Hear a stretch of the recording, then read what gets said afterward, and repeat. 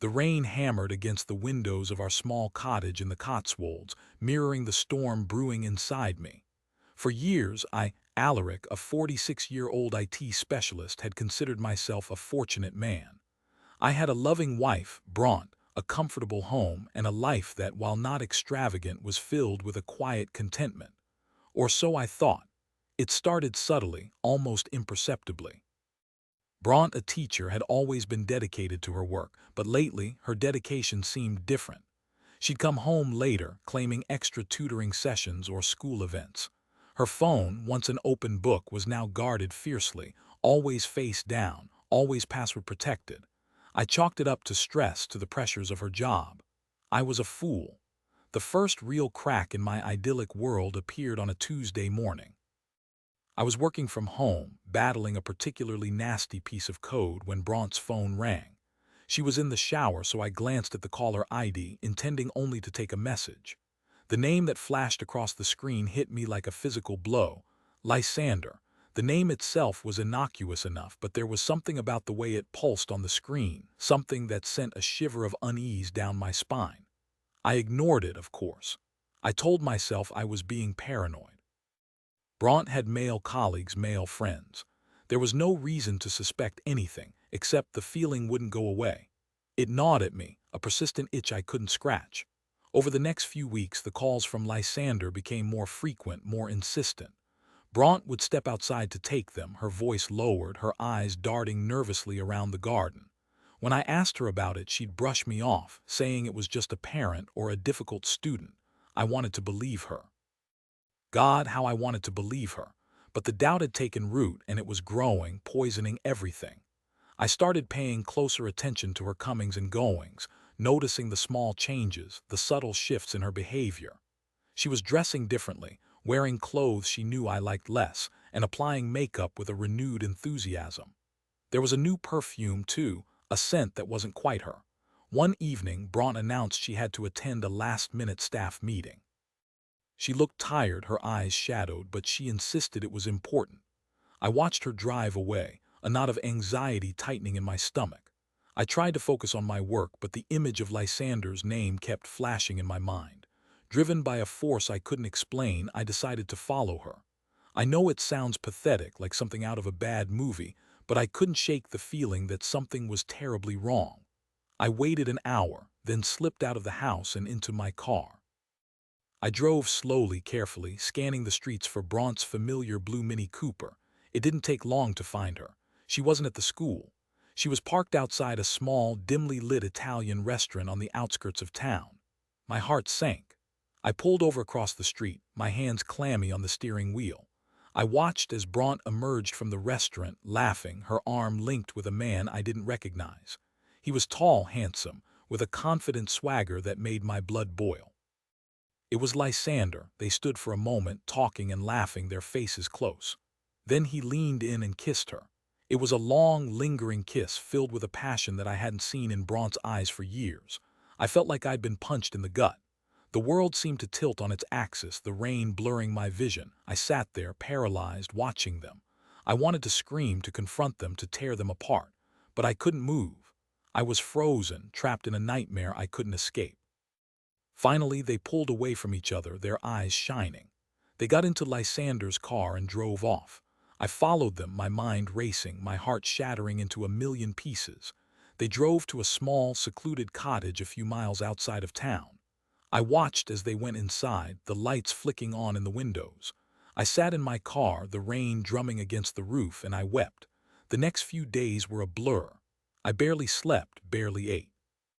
I replayed the scene in my head over and over again, each time feeling the pain anew. I couldn't bring myself to confront Bronte. I was afraid of what she would say, afraid of the truth. I knew deep down that our marriage was over, but I couldn't let go. Not yet. I needed to know everything. I needed to understand how this could have happened. I started digging, searching for clues, poring over Bronte's phone records, her emails, her social media accounts. I felt like a detective, a stranger in my own life. What I found was worse than I could have imagined. The affair had been going on for months. Lysander was a colleague of Bronte's, a younger, more charismatic teacher who had swept her off her feet.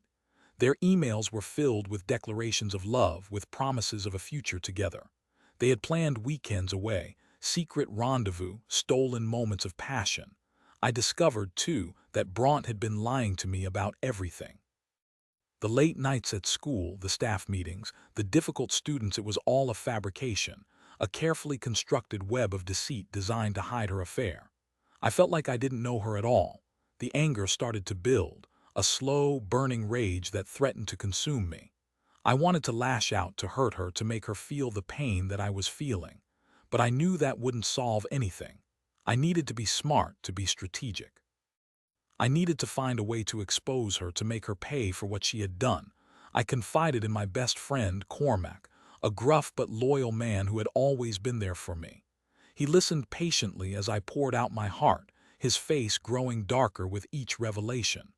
"You can't let her get away with this, Alaric," he said, his voice low and dangerous. "You have to fight back." Cormac suggested hiring a private investigator, someone who could gather evidence, document the affair, and help me build a case for divorce. I hesitated. It felt like a drastic step, an admission of defeat. But I knew he was right. I couldn't do this alone. The investigator, a sharp-eyed woman named Aoife, was efficient and discreet. It didn't take her long to gather the evidence I needed. She provided me with photographs, videos, and detailed reports documenting Bronte's affair. The evidence was irrefutable. Armed with the truth, I finally confronted Bronte. I waited for her to come home from work, my heart pounding in my chest. She walked in, her face tired but composed. "How was your day?" I asked, my voice carefully neutral. "Fine," she said, hanging up her coat. "Just the usual, really," I said, my voice hardening. "Because I know about Lysander." Her face paled. She opened her mouth to speak, but no words came out. I held up the photographs, the videos, the reports. "Don't even try to deny it," I said. "I know everything." She burst into tears. "Alaric, I'm so sorry," she sobbed. "It just happened. I didn't mean for it to go this far." "You didn't mean for it to go this far," I repeated, my voice rising. "You've been lying to me for months. You've been betraying me. How could you do this to me?" "I don't know," she wailed.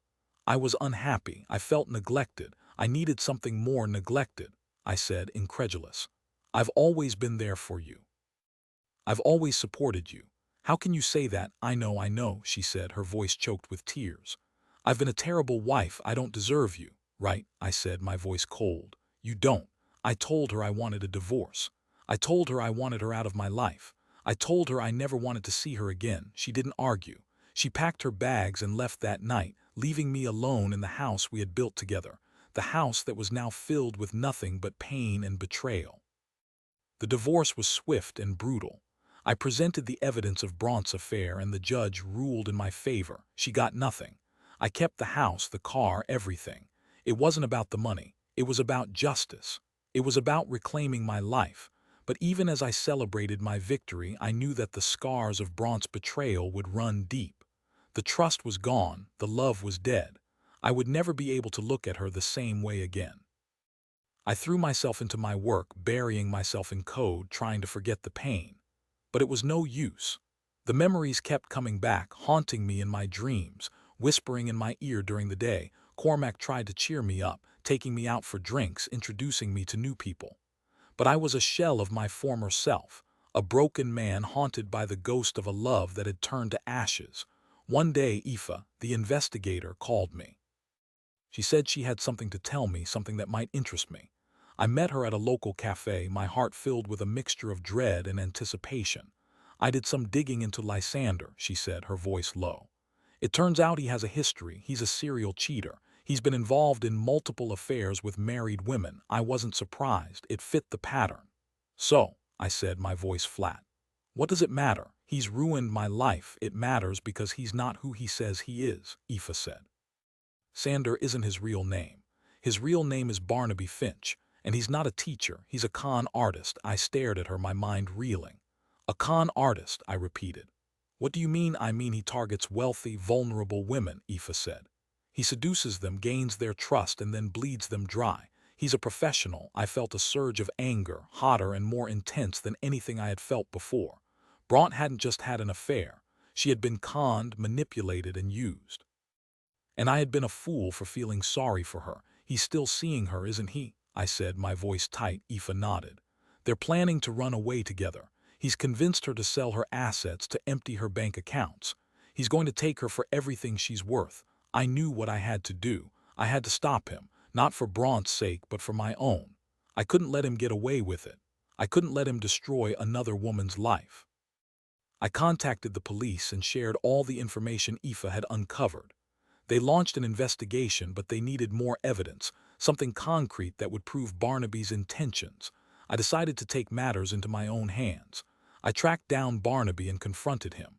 I found him at a fancy hotel in London, preparing to leave with Bronte. Barnaby Finch, I said, my voice cold and hard. Or should I call you Lysander? He turned around, his face paling. Who are you? He stammered. I'm Alaric, I said. Bronte's ex-husband. He tried to run, but I was too quick for him. I grabbed him by the collar and dragged him into a nearby alleyway. You're not going anywhere, I said, my eyes blazing with anger. I know who you are. I know what you've been doing. He denied everything, of course. He claimed he was in love with Bronte, that he would never hurt her. But I didn't believe him. I saw the fear in his eyes, the desperation in his voice. I told him the police were on their way. I told him he was going to jail. I told him his life was over. He panicked. He begged me to let him go. He offered me money, anything, if I would just let him walk away. I refused. I wanted him to suffer, to pay for what he had done. I wanted him to feel the pain that I had felt. The police arrived a few minutes later and arrested Barnaby. Bronte was devastated. She couldn't believe that the man she loved was a con artist, a liar, a fraud. She turned to me, her eyes filled with tears. Alaric, I'm so sorry, she said. I was so stupid. I ruined everything. I looked at her, my heart filled with a mixture of pity and contempt. You did, I said. You ruined everything. I walked away, leaving her standing there alone and broken. I didn't feel any satisfaction, any sense of triumph, just a deep, abiding sadness. Barnaby was convicted of fraud and sentenced to several years in prison. Bronte lost everything. She was shunned by her friends, her colleagues, her family. She was left with nothing but regret.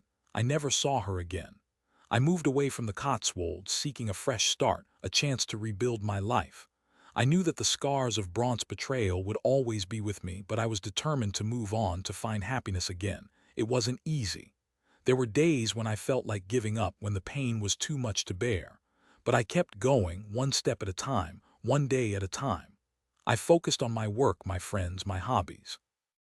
I learned to forgive, not for Bronte's sake, but for my own. Eventually, I found love again. Her name was Willow, and she was everything Bronte wasn't: honest, loyal, and kind. She helped me to heal, to trust again, to believe in the possibility of happiness. We built a new life together, a life filled with love, laughter, and mutual respect. I never forgot what happened with Bronte, but I refused to let it define me. I learned from my mistakes and I moved on.